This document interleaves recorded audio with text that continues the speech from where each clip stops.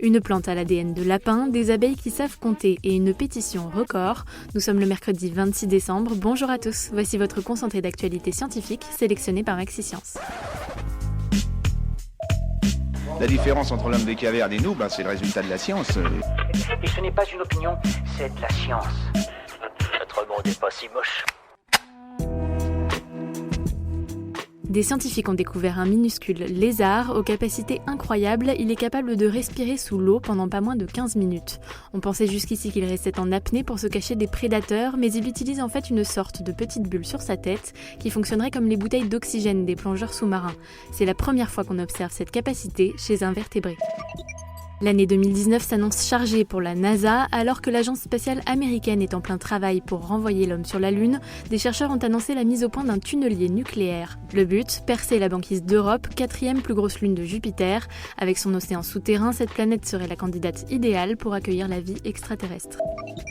Lueur d'espoir pour les femmes qui souffrent de migraines, des chercheurs français ont une bonne nouvelle. Après avoir analysé le dossier médical de 74 000 femmes, ils ont établi une corrélation inattendue. D'après eux, les femmes qui souffrent régulièrement de migraines auraient 30% de chances en moins de développer le diabète de type 2. Comment purifier l'air des produits chimiques nocifs ? Pour répondre à cette question, des chercheurs ont mené une expérience un peu étrange. Ils ont génétiquement modifié une plante d'intérieur pour lui ajouter de l'ADN de lapin.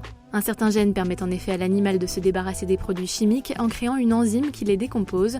La plante hybride se serait montrée très efficace pour dépolluer l'air du chloroforme et du benzène, deux composés chimiques régulièrement retrouvés dans l'air de nos maisons. Super, j'adore. Alors écoute-moi bien, je vais essayer d'être clair avec toi. Ouais, génial.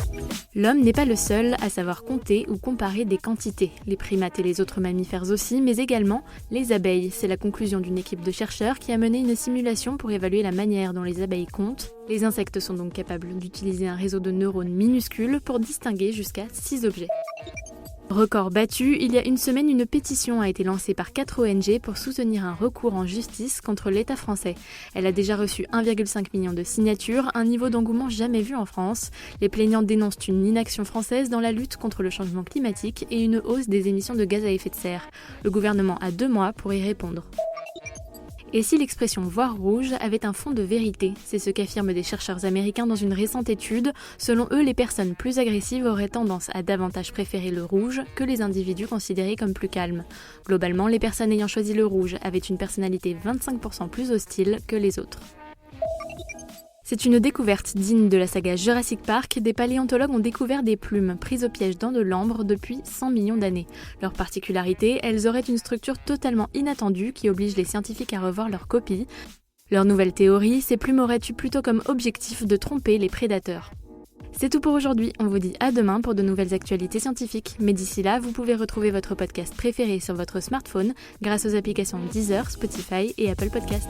Voilà. Il ne reste plus qu'à vous remercier de votre attention. C'est tout pour aujourd'hui. Au revoir.